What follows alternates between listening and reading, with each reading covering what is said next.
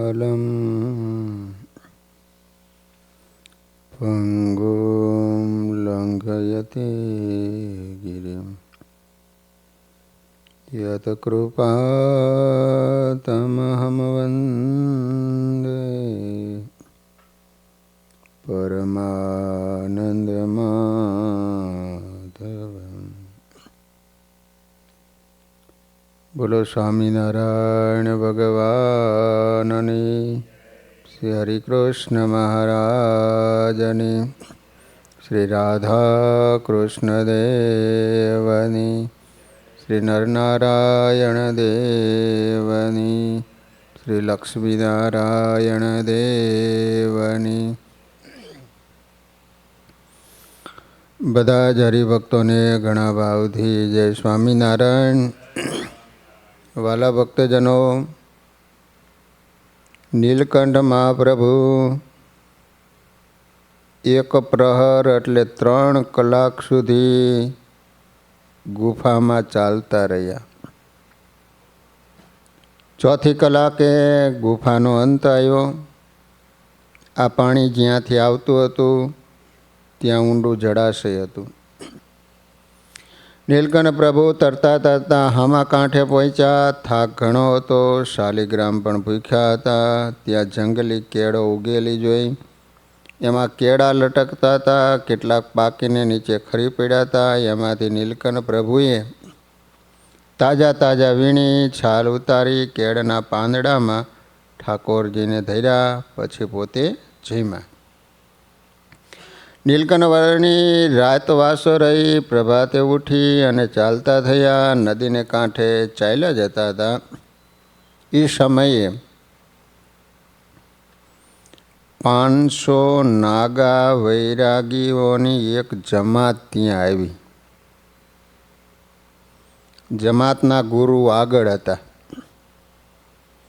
નીલકંઠ વર્ણીને જોતા જ જમાતના ગુરુને અદ્ભુત આકર્ષણ થયું.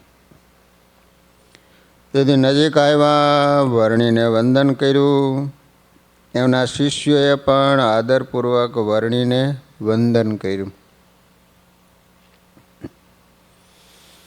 પછી નીલકંઠ પ્રભુ પાસે આવીને સૌ બેઠા. એટલે વર્ણીને એને પૂછ્યું, આપ સૌ કોણ છો અને શા હેતુથી અરણ્યમાં ફરો છો? ભગવાને એવું પૂછ્યું. 500 નાગા વૈરાગી હતા. આ સાંભળી મુખ્ય શિષ્ય કહ્યું, આ અમારા ગુરુ છે. એમણે હઠયોગની સાધના કરી છે. દૂરદર્શન, દૂરશ્રવણ વગેરે અનેક સિદ્ધિ એમને વરેલી છે. દૂર કોઈ બોલતું હોય સાંભળી શકે. હજારો ગાઉ સુધી જોઈ શકે. અમને સૌને એ હઠયોગ શીખવાડે છે. હઠયોગના પ્રતાપથી એમણે મૃત્યુને પણ ધકેલી દીધું છે. મૃત્યુ ઉપર પણ વિજય મેળવેલો. હાલમાં એમની ઉંમર 1000 વર્ષ ઉપરની છે. એટલું કહીને એને નીલકંઠ પ્રભુ સામું જોયું. પરંતુ નીલકંઠ પ્રભુ ઉપર એમના શબ્દોની કાંઈ અસર થઈ નહીં. આપણા જેવા તો 1000 વર્ષના. તેથી એને ગુરુનો વિશેષ પ્રભાવ જણાવતા કહ્યું, આ પ્રદેશના રાજા અમારા ગુરુના શિષ્ય છે. એમને પણ અમારા ગુરુની કૃપાથી દૂરદર્શન, દૂરશ્રવણની સિદ્ધિ હાંસલ કરી છે. તેથી આપણે અહીં એકત્ર થયા છીએ તેને રાજ્યમાં બેઠા બેઠા જાણ થઈ ગઈ છે. બોલો, કેમેરાની જરૂર ન પડે. ગુરુએ પોતાના યોગ બળથી જાણ્યું કે આ વર્ણી સાક્ષાત ભગવાન છે. તેથી હાથ જોડી નમ્રતાપૂર્વક તરત કહ્યું કે પ્રભુ, તમે તો અંતર્યામી છો, છતાં તમે જેટલું પૂછો છો એટલું કહું છું કે હિમગીરીની તળેટીનો આ પ્રદેશ એ પુણ્યભૂમિ છે. યોગભ્રષ્ટ આત્માઓ જ અહીં જન્મ લે છે. અહીં કોઈ મનુષ્ય આવી શકતું નથી. અર્જુન અહીં આવ્યા હતા, એ પણ ભગવાન શ્રી કૃષ્ણની કૃપાથી આવી શક્યા હતા. અમે દુર્વાસાના યોગભ્રષ્ટ શિષ્યો છીએ. અમે દુર્વાસાના શિષ્યો હતા, પરંતુ કંઈક બાકી રહી ગયું એટલે ફરીને અમે જન્મ લીધો છે. તેથી આ પૃથ્વી ઉપર ભ્રમણ કરીએ છીએ. અહીં આપના દર્શન થયા. હવે અમે આપના અક્ષરધામના અધિકારી બનીએ એવો આપ ઉપાય બતાવો. આમ જ્યાં વાત ચાલતી હતી ને, ત્યાં એક પ્રભાવશાળી પુરુષ આવ્યા. આ ગુરુના શિષ્ય રાજા હતા. દૂરદર્શનના પ્રભાવથી એમને આ મધુર મિલનની ખબર પડી ગઈ હતી કે ભગવાન આવ્યા છે. તેથી બધા કામ પડતા મૂકી તાબડતોબ અહીં દર્શનાર્થે આવ્યા હતા.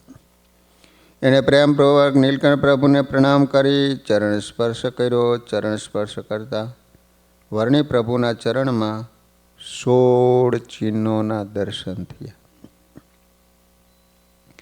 રાજાને થયું કે આ સાક્ષાત હરિ છે. નીલકંઠ વર્ણિની મૂર્તિને નખશીખ નિહાળી રહ્યા. છાતીમાં સ્ત્રી વત્સનું ચિહ્ન જોયું. ભગવાન સાક્ષાત આ વર્ણિ રૂપે એને મળ્યા. તેથી એમને અતિ આનંદ થયો.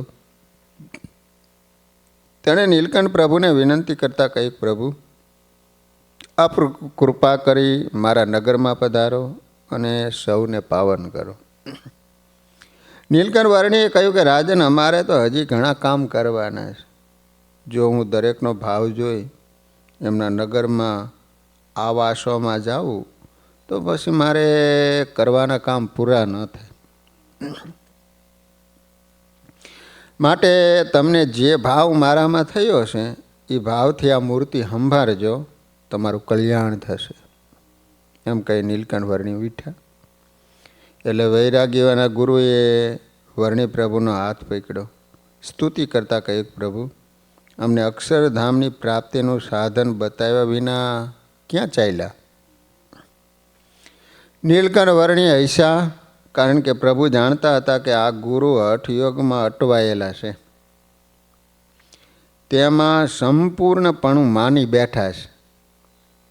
પછી તરત નીચે બેસી ગયા અને કહ્યું, જુઓ તમે હઠયોગ સિદ્ધ કર્યો છે, પણ એ મુમુક્ષુઓ માટેનો માર્ગ નથી. તેમાં એની સિદ્ધિનો ગર્વ આવી જાય છે. પ્રાણ રૂંધા વિના પ્રેમાતુર થઈને જો તમે પરમાત્માની મૂર્તિનું ધ્યાન ધરો તો તત્ક્ષણ સમાધિમાં શ્રી હરિની મૂર્તિ દેખાય. એ ભક્તિ માર્ગનો યોગ માર્ગ છે અને પરમાત્માને પારમવાનો એ ઉત્તમ માર્ગ છે. એટલે કોઈ નીલકંઠ વર્ણિએ પાસેની નદીમાંથી જળ મંગાવ્યું, સર્વના ઉપર અંજલિ છાંટી, સૌને ભાગવતી દીક્ષા આપી અને કહ્યું, વળી વર્ણીએ વાણી ઉચ્ચારી, ધરો ધ્યાનમાં મૂર્તિ અમારી, થોડા વર્ષમાં તન પર હરશો, સત્સંગમાં અવતાર ધરશો, થશો કોઈ ગ્રહસ્થ કે ત્યાગી, મારા ચરણ વિશે અનુરાગી, પછી પામશો અક્ષરધામ, થશો સૌ તમે પૂરણ કામ. મારું ધ્યાન કરો. સત્સંગમાં જન્મ મળશે, કેટલા ત્યાગી થશે, કેટલા ગ્રસ્ત થશે, અંતે મારા અક્ષરધામને પામશો. નીલકંઠ વર્ણિની વાત સાંભળી રાજા અને 500 વૈરાગીઓ અતિ પ્રસન્ન થયા. વર્ણિ પ્રભુની કૃપાથી તેઓના સાક્ષાત સંબંધથી પોતાના મોક્ષનો ઉપાય સરળ થયો એમ જાણી સૌ કૃતકૃત્ય થઈ ગયા. 5 દિવસ રહી પછી ત્યાંથી ચાલ્યા. ઘાટા જંગલમાં નીલકંઠ વર્ણિ ક્યાં અદ્રશ્ય થઈ ગયા એ કોઈને સમજાયું નહીં. એ મૂર્તિને લક્ષમાં રાખી ઉર્માઈ મૂર્તિ ધારી વૈરાગી બાવાની જમાત ત્યાંથી રાજા સાથે ચાલવા લાગી. નીલકંઠ વર્ણી આગળ વધ્યા. ચાલતા ચાલતા એક ઊંચી ભેખડ ઉપર આવી ગયા. નીલકંઠ વર્ણીએ નીચે કાલી ગંડકી વહેતી હોય એમ જોયું, પણ એમનો માર્ગ એ ગંડકીને કિનારે પૂર્વ તરફ હતો, એટલે ભેખડ ઉપરથી એમને ગંડકી નદીમાં ઉતરવું રહ્યું. અહીં નદીનો પ્રવાહ જોરદાર હતો. ઊંચી ભેખડ ઉપરથી નદીનું ઊંડાણ અને નદીનો જોરદાર પ્રવાહ જોઈ એમાં પડવાની કોઈની હિંમત ચાલે એમ નહોતી. નીલકંઠ વર્ણીને તો કાંઈ વિચારવાનું જ નહોતું. પ્રકૃતિના તાંડવ એને નાથવા હતા. એટલે ધીરે રહી નીલકંઠ વર્ણી નીચે ઉતરવા લાગ્યા. ત્યારે નદીનો પ્રવાહ થોડો નીચે રહ્યો ત્યારે નીલકંઠ વર્ણી એમાં પોતાનું શરીર પડતું મૂક્યું. નદીના જોરદાર વહેતા સામા પ્રવાહને વિંધી નીલકંઠ પ્રભુ આગળ ચાલ્યા. કાલી ગંડકીના કિનારે પૂર્વ તરફ આવી રહ્યા. અહીંથી નીલકંઠ વર્ણીને પૂર્વ તરફ નીલગિરી કાળો પર્વત, ઊંચાઈ 23,698 ફૂટ, પૃથ્વીથી આટલો ઊંચો છે. એ ધવલગીરી ધોળો પર્વત, ઊંચાઈ 26,811 ફૂટ દેખાય. આ પર્વત ઓળંગીને પાછળ આવેલા થોરાંગ પર્વતના મધ્ય ભાગમાં પુલાશ્રમ આવેલો છે. ત્યાં નીલકંઠ વર્ણીને પહોંચવાનું હતું. નીલકંઠ વર્ણી માટે ધવલગીરી પર્વતનું ચડાણ કપૂરું હતું. થોડો પર્વત ને કાળો પર્વત. એમ કરી પર્વત ચડીને ઉતરા. કાગબેની પહોંચ્યા, જ્યાં કાગભૂષણજીએ રામાયણની કથા થયેલી એ સ્થાન છે. ત્યારે ત્યાંથી નીલકંઠ વર્ણીને થોરાંગ પર્વત દેખાય. એની ઉપર 12,750 ફૂટ ઊંચાઈ ઉપર પુલાશ્રમ છે. હિમાલયના દર્શન અહીંથી સ્પષ્ટ થાય છે. આકાશને આમતા હિમાલયના ઉત્તુંગ શિખરો જોઈ નીલકંઠ વર્ણીને આનંદ થયો. તપશ્ચર્યા કરતા અનેક ઋષિ મુનિઓના આવાસ સમૂહ હિમગીરી પોતાની શિખરો રૂપ જટાથી અને શ્વેત સ્વરૂપથી જાણે કે ઋષિવર સમો પુરુષોત્તમ નારાયણના સાનિધ્યને પામવા નિશ્ચલતાથી તપ કરતો હોય ને એવો શોભતો હતો. વર્ણી પ્રભુને હિમગીરીની આવી અડગતા ગમતી હતી. હિમગીરીની આવી અડગતા અને નિશ્ચલ તપના ભાવથી પ્રસન્ન થઈ આજે પોતે દર્શન દેવા પધાર્યા. હિમગીરીએ આ દિવ્ય દર્શનના આનંદમાં સફેદ પુષ્પરૂપી બરફની ધીમી વૃષ્ટિ કરી નીલકંઠ વર્ણીનું સ્વાગત કર્યું. હિમગીરીમાં વસતા તપસ્વીઓના દર્શન કરવા જાણે પોતે અધીરા બની ગયા હોય એવી શીઘ્ર ગતિએ નીલકંઠ પ્રભુ ચાલવા લાગ્યા. અહીંથી કાલી ગંડકીનો પ્રવાહ ઉત્તર તરફ ચાલતો જાય છે. એને મૂળ ગંડકી કહે છે, જ્યાં શાલિગ્રામની ઉત્પત્તિ થાય. મુક્તિનાથ જવાનો માર્ગ પૂર્વ તરફ. નીલકંઠ પ્રભુ એ માર્ગ આગળ ચાલ્યા. ત્યારે નીલકંઠ વર્ણીને મુક્તિનાથના દર્શન થયા. ત્યારે વર્ણી પ્રભુને આનંદનો પાર ન રહ્યો. અહીં ગંડકી નદી ચક્રાકારે વહે છે, તેથી એને ચક્ર ગંડકી કહે છે. કાલી ગંડકીથી આ પ્રવાહ જુદો પડે છે. અહીં વિષ્ણુ ભગવાનનું મંદિર નેપાળી પેગોડા આકારનું છે. ઉપર સુવર્ણ કળશ છે. મંદિરમાં ભગવાન વિષ્ણુની બેઠી મૂર્તિ છે. સાથે શ્રીદેવી, ભૂદેવી અને ગરુડજી પણ સેવામાં છે. નીલકંઠ વર્ણીએ અહીં દર્શન કર્યા. ત્યારબાદ નીલકંઠ વર્ણીએ ભરતજીના તપોસ્થાનમાં પોતાનો નિવાસ કર્યો. ભરતજીની જેમ તપ કરવા લાગ્યા. ચાતુર્માસના દિવસો હતા એટલે વરસાદ પણ આવતો હતો. વાવાઝોડું અને પવન હોય ત્યારે બરફની પાઇટો ઉપર ધસી આવતી. અહીં પ્રકૃતિ ઉગ્ર સ્વરૂપ ધારણ કરતી. ત્યારે ભલભલાને માટે આ પ્રદેશમાં જવું એ મૃત્યુના મુખમાં પડવા જેવું હતું. આજે પણ રાત પડે એટલે માણસો બધા નીચે આવતા રહે. આવા ઉગ્ર પ્રાકૃતિક વાતાવરણમાં નીલકંઠ વર્ણી અહીં પોતાના આશ્રિતોના કલ્યાણને ઉગ્ર તપ કરવાનો આદર કર્યો. રોજ બ્રાહ્મ મુહૂર્તમાં ગંડક નદીમાં સ્નાન કરે, પછી મુક્તિનાથના દર્શન કરવા જાય.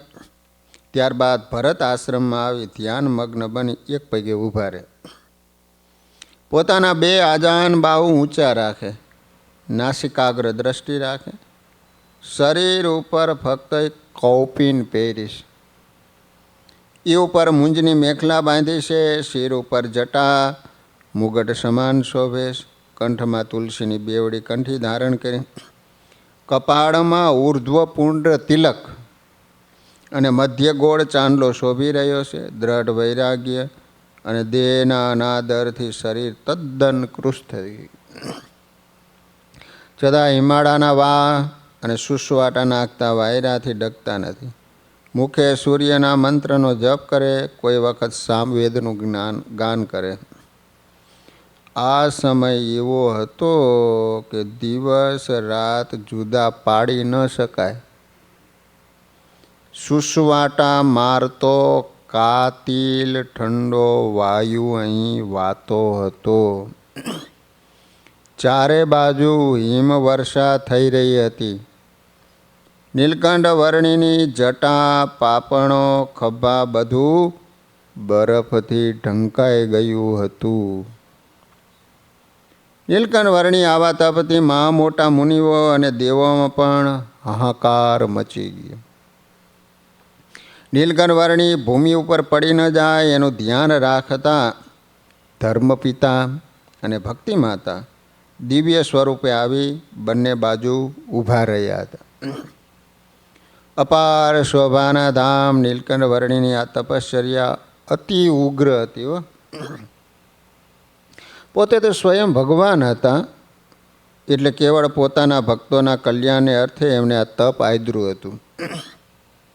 છતાં મનુષ્ય ભાવ બતાવી ભરતજીને આ સ્થાનમાં મૃગ બાળ ઉપર દયા કરવાથી ભગવાનની ભક્તિમાં જે વિઘ્ન થયું એનું સ્મરણ કરતા. નીલકંઠ વર્ણી હંમેશા નિશંકપણે વર્તતા. પુરંજનને પણ બુદ્ધિરૂપી સ્ત્રીનો સંગ થયો અને વિઘ્ન આવ્યું, એટલે એમણે બુદ્ધિનો સંગ પણ ત્યજી દીધો. નિર્ગુણ, અજ, અવ્યય, સચ્ચિદાનંદ એવા સ્વસ્વરૂપના ધ્યાનમાં મગ્ન છે.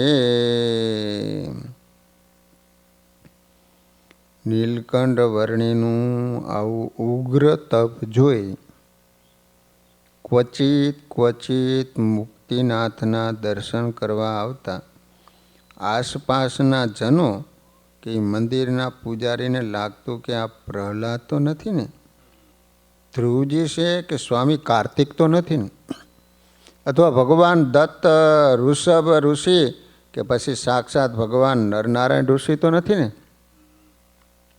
આવું ઉગ્ર તપ કોઈ વિભૂતિએ પણ કર્યું હોય એવો ઉલ્લેખ કોઈ પુરાણ કે ઇતિહાસની ગાથોમાં હોય એવું સાંભળ્યું નથી. ચેવન કે સૌભર્યે તપ કર્યું, દેહનો ભાવ રહ્યો નહીં, પરંતુ મનની વાસના ક્ષીણ ન થઈ, એટલે પરમાત્માના સ્વરૂપમાં એમની સંપૂર્ણ એકાગ્રતા થઈ હોય એવું કહેવાય નહીં. તેવી બાહ્ય વૃત્તિથી એમના તપમાં ડાઘ લાગ્યો. જ્યારે નીલકંઠ વર્ણી તો સ્વયં ભગવાન પુરુષોત્તમ નારાયણ હતા, તેથી એમને તો જગત પ્રત્યે વૃત્તિ કેવળ જગતના મનુષ્યોનું કલ્યાણ કરવા પૂરતી હતી, અને એ જ ભાવથી એને સ્વસ્વરૂપમાં લીન થઈ અને આ ઉગ્ર તપ કર્યું. સતયુગમાં તપ પ્રધાન હતું. તે સતયુગના નાશ થયેલા ધર્મનું પુનઃ પ્રસ્થાપન કરવા માટેનો પણ તપઃપ્રિય એવા નીલકંઠ વર્ણીના આ તપનો મુખ્ય હેતુ હતો. પોતાના આચરણને અનુસરીને લોકો જીવનમાં એવું તપ કરતા શીખે, વિવિધ ભાગોના ઉપભોગમાં સંકોચ રાખે અને કલ્યાણ પથને નિર્વિઘ્ન બનાવે. એ પણ એમનો તપ કરવાનો હેતુ હતો. સૂર્યમંડળમાં રહેલા હિરણ્યમય પુરુષ એમની આ ઉગ્ર સાધનાથી પ્રસન્ન થઈ ગયા. ચાતુર્માસના દિવસો પૂરા થયા.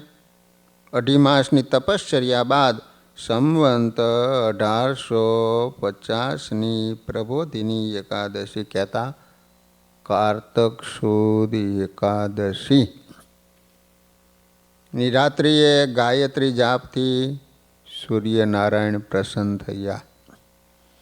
સવારે સૂર્યનારાયણ નીલકંઠ વર્ણી સમક્ષ પ્રત્યક્ષ પધાર્યા. નીલકંઠ વર્ણી પોતાની સામે સૂર્યદેવને પ્રત્યક્ષ જોઈ એકદમ હાથ જોડી ગદગદ થઈ ગયા. સૂર્યદેવ પણ નીલકંઠ વર્ણીના દર્શન કરી સ્તંભી ગયા. એમને માથે મુગટ હતો, કાનમાં કુંડળ હતા, પીળું પીતાંબર ધારણ કર્યું હતું. પોતાની સમક્ષ પુરુષોત્તમ નારાયણને આવા કૃશ શરીરે જોઈ પોતાના વૈભવથી સૂર્યદેવ શરમાઈ ગયા. નીલકંઠ વર્ણીએ કહ્યું કે કામ, ક્રોધ, લોભ, દંભ, મોહ અને ઇન્દ્રિયો, અંતઃકરણ વગેરેથી મારી રક્ષા કરી જેથી મારું નૈષ્ટિક બ્રહ્મચર્ય વ્રત અખંડ રહે, મારા ઉપર આપ આટલી કૃપા કરો. પછી જ્યારે હું તમને સંભાળું ત્યારે મને દર્શન દેજો. આમ કહ્યું ત્યારે તથાસ્તુ કહી સૂર્યદેવ નીલકંઠ વર્ણીને પ્રણામ કરીને કહેવા લાગ્યા, જગતની ઉત્પત્તિ સ્થિતિ કરનાર આપ સાક્ષાત કૃષ્ણ છો. નરનાટક કરી આ યાચના કરો છો તે હું જાણું છું, પરંતુ હે પ્રભુ આપનામાં તો આ ગુણો નિત્ય સિદ્ધ છે. એટલું જ નહીં, પરંતુ હે પ્રભુ આપના ભક્તજનોમાં પણ આપના પ્રતાપે આપે યાચેલા ગુણો રહેલા છે. તો સમગ્ર કલ્યાણકારી ગુણો આપને વિશે હોય એમાં તો શું કહેવું? છતાં આપે માગ્યું છે તે યથાર્થ થશે.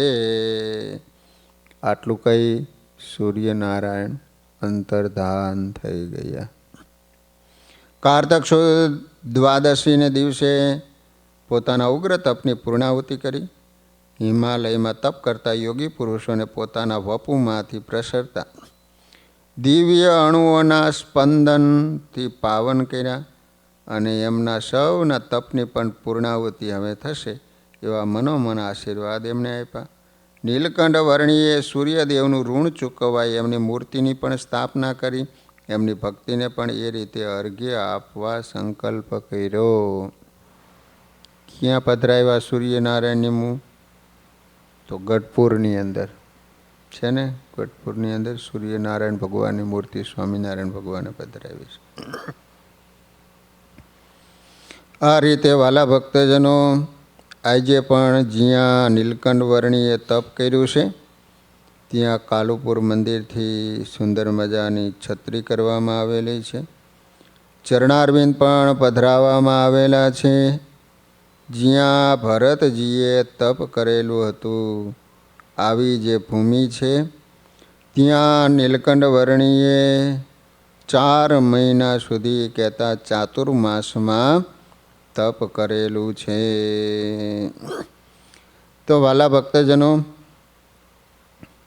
નીલકંઠ વર્ણીની આ પુલાશ્રમ યાત્રા કઠિન હતી અને જટિલ પણ હતી. કારણ કે નીલકંઠ વર્ણીની કિશોર વય હતી, 16 વર્ષની ઉંમરે. પુલાશ્રમની યાત્રાના સમયે વર્ણી પ્રભુને 12 વર્ષ પૂરા થયા હતા. શરીર કૃશ હતું, શરીર ઉપર ફક્ત એક કૌપિન સિવાય બીજું કોઈ વસ્ત્ર નહોતું. હિમ આચ્છાદિત પર્વતમાળામાં એમને ઉઘાડા પગે ચાલવાનું હતું. ચોમાસાના દિવસો હતા એટલે વરસાદ પણ કોઈ વખત ધીમી ધારાએ તો કોઈ વખત મુશળધાર વરસતો હતો.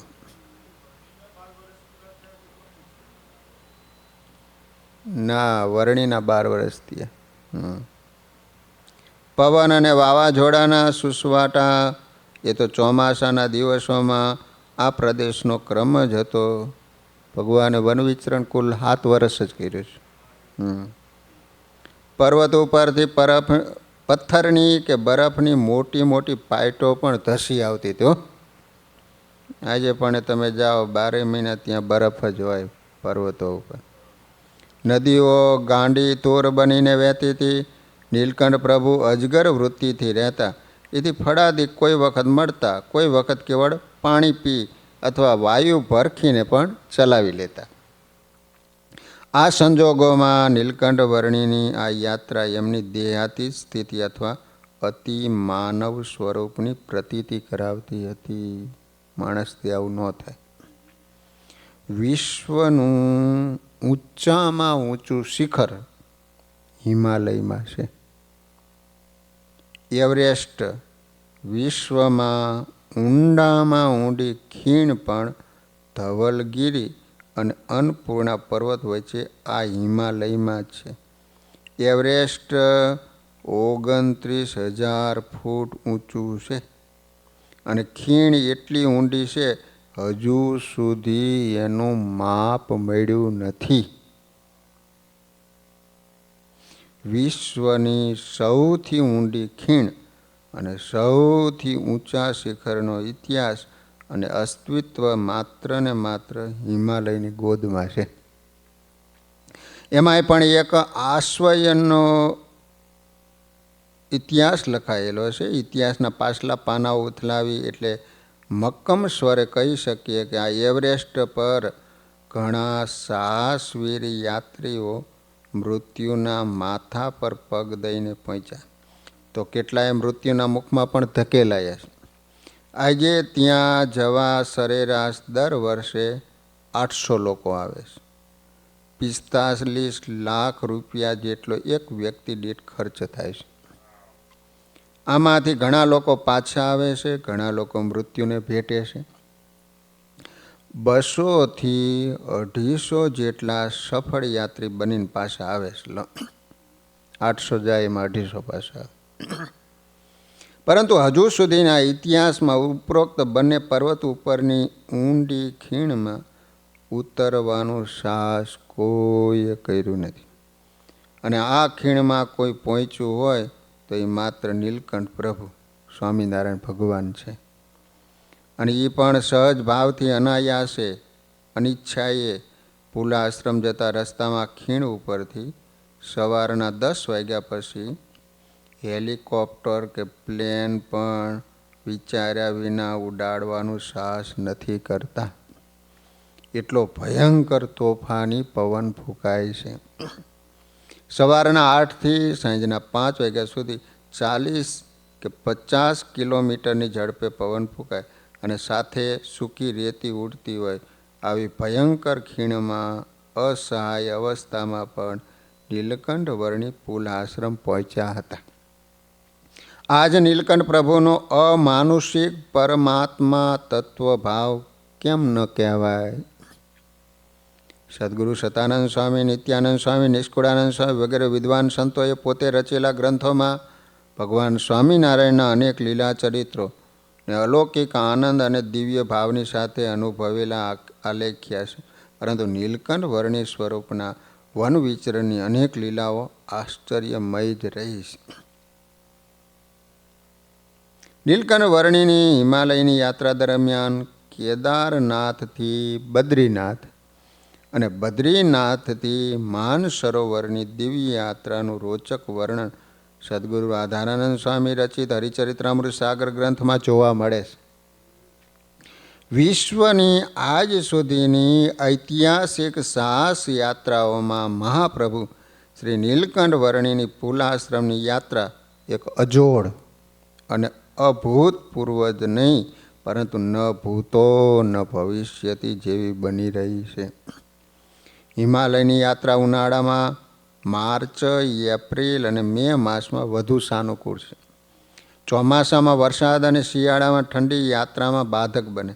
પરંતુ નીલકંઠ વર્ણી આ હિમાલયની યાત્રા ચોમાસાના દિવસોમાં જ કરી હતી. ચોમાસામાં મુશળધાર વરસાદ, બરફ વર્ષા, પવન, વીજળીના કડાકા ભડાકા, મેઘગર્જન આટલું નહીં, પણ પવનની સાથે સાથે આમથી તેમ રમતી બરફની મોટી મોટી શિલાઓ પાણી અને માટીની સાથે ધસી પડતી. પાષાણ શિલાઓનું તોફાન અસહ્ય હોવા છતાં નીલકંઠ વર્ણીએ આ સાહસ પર પદયાત્રા કરી હતી. જ્યાં ગાઢ જંગલ આવે ત્યાં સૂર્યનો પ્રકાશ કે વરસાદની વાસટ પણ ન મળે એવી ભયંકર જાડી, અને જ્યાં ખુલ્લું મેદાન આવે ત્યાં હિમ ગ્લેશિયર કે પથ્થરની ચટ્ટાનો, માટીના ઢગલા જાણે પૃથ્વીનો પિંડો બનાવતા વધેલી માટી ન પડી હોય એવું પુલાશ્રમનું વાતાવરણ છે. પુલાશ્રમ નેપાળની સંપત્તિ છે. વિપત્તિઓ હોવા છતાં પણ ત્યાં કંઈ વિશેષ બદલાવ થતો નથી. નીલકંઠ વર્ણી નેપાળમાં પ્રવેશ્યા ત્યારથી એમનું લક્ષ્ય એકમાત્ર પુલાશ્રમ પહોંચવાનું જ હતું. પરિણામે વર્ણીએ કાલી ગંડકી નદીની શોધ શરૂ કરી. ગંડકી મળી જાય તો એના કિનારે કિનારે ચાલતા પુલાશ્રમ પહોંચી જવાય. ગંડકીના કિનારે પુલાશ્રમ આવેલ છે એટલે જ અપૂર્ણ માહિતી સાથે નીલકંઠ વર્ણી હિમાલયની કંદરાઓ ખૂંદી રહ્યા હતા.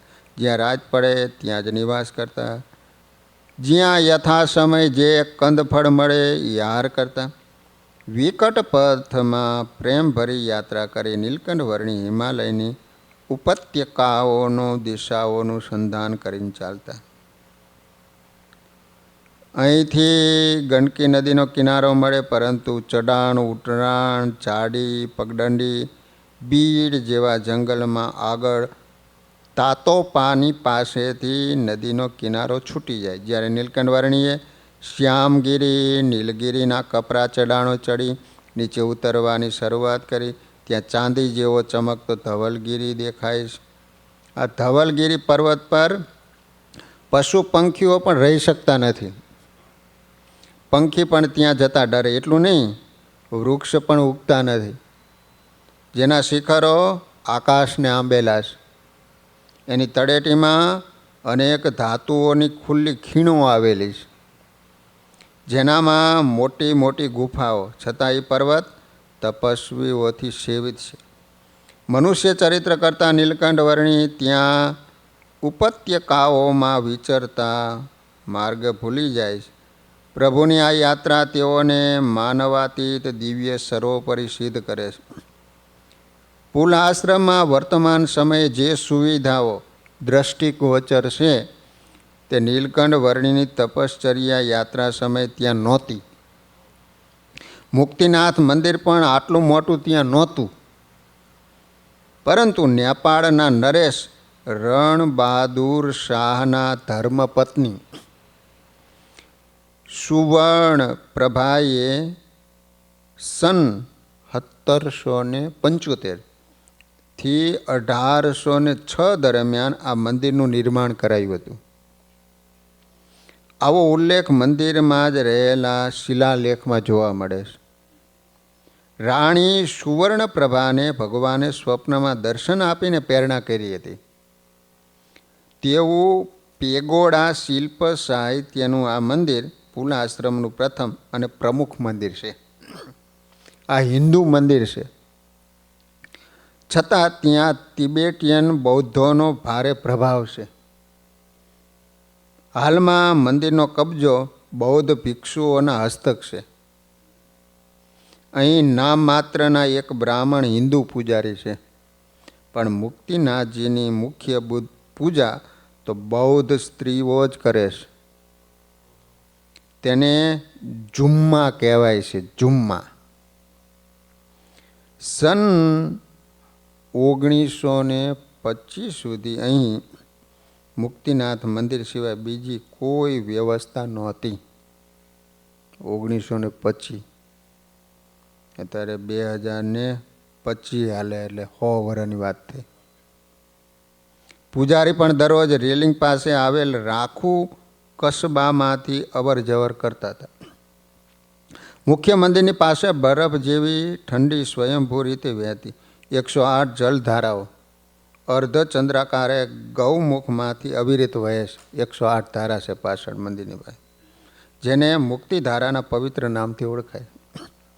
આ ધારાઓમાં સ્નાન કરવાથી જન્મ જન્માંતરના કલ્મશ નષ્ટ થાય છે. અહીં સ્નાન કરનાર મુક્તિપદનો અધિકારી બને છે. તેથી આ જલધારાઓને મુક્તિધારાના નામથી ઓળખવામાં આવે છે. ઠંડુ બહુ હોય. આથી લગભગ 225 વર્ષ પૂર્વે ચોમાસાની ઉન્મત્ત વર્ષા અને ભયંકર પવનની વચ્ચે ઊંડી ખીણ સહિત કરેલી નીલકંઠ વર્ણિની પુલાશ્રમની યાત્રા એ કેવળ સાહસ યાત્રા નથી, પણ અજોડ કલ્યાણકારી સર્વોપરી યાત્રા છે. મહાપ્રભુ વર્ણિની આ પહેલાં આ યાત્રા કોઈએ કરી નહોતી અને તેઓના પછી પણ કોઈએ કરી નથી. અને જો કોઈ આ યાત્રા ખેડવાનું દુઃસાહસ કર્યું હોય તો એ નિશ્ચિત મૃત્યુને ભેટ્યા હશે.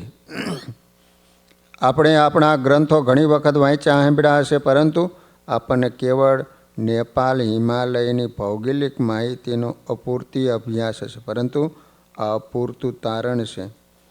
તેનો જેમ જેમ પ્રમાણિત અભ્યાસ થશે તેમ તેમ નીલકંઠ વર્ણિની સહજ સર્વોપરિતાથી મન પ્રફુલ્લિત થઈને દિવ્યાનંદથી ભરાઈ જશે. તે નિર્વિવાદ છે, એમાં કોઈ સંશય નથી. તો વાલા ભક્તજનો, નીલકંઠ મહાપ્રભુ પુલાશ્રમ પહોંચ્યા છે. ત્યાંથી હવે આગળ પ્રભુ ક્યાં જશે બધી કથા આપણે કાલે શ્રવણ કરીશું. સહજાન મહારાજ.